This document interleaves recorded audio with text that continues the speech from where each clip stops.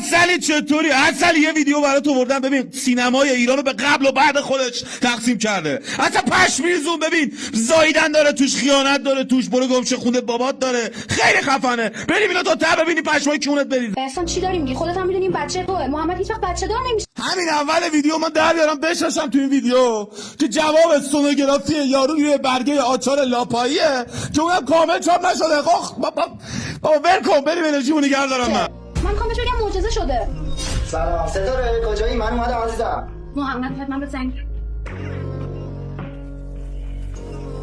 سلام عزیزم، خوبی؟ خوش اومدی. شیر آب باز بود صداتو نشنیدم. آخه بابا کسفغز، اگه شیر آب بازه تو صداشو نشیدی پس چجوری صداشو شنیدی اومدی استقبالش؟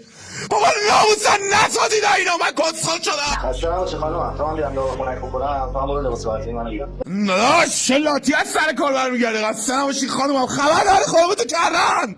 الان میفهمی، یه 20 ثانیه جلوتر میفهمی. میدونم اینجوری لاتی از سر کار برنگرد.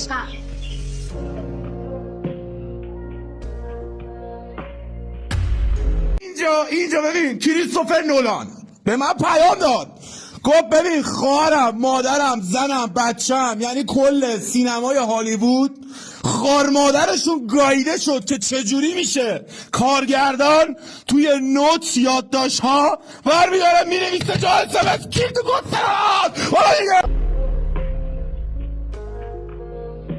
ستاره جانم عشقم، این برگه سونوگرافی مال کیه؟ برگه سونوگرافی نازنین جا مونده اینجا. مال نازنین که اصلا ازدواج نکرد. ببین این داداشمون بنده خدا کیری مظلومه، اینو کسخل گیر آوردم به اول فصل.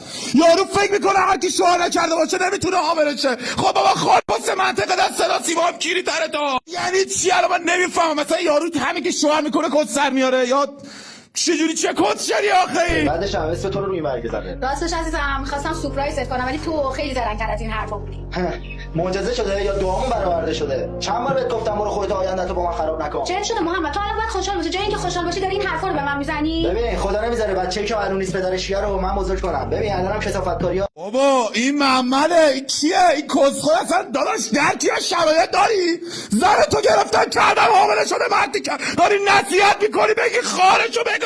محمد یه لحظه به من وقت بده، وایسا من توضیح بدم. میدونی الان باید با همین دستام خفت کنم ولی انقدر نجسی که دستامو به خون کثیف آلوده نمی‌کنم. الان از خونم گم شو بیرون. والله قسم انقدر طبیعی بازی کردن، یعنی انقدر این ویدیو پیام داشت، انقدر طبیعی بود من رفتم تو طبیعت. خدافظ کی توی زندگی.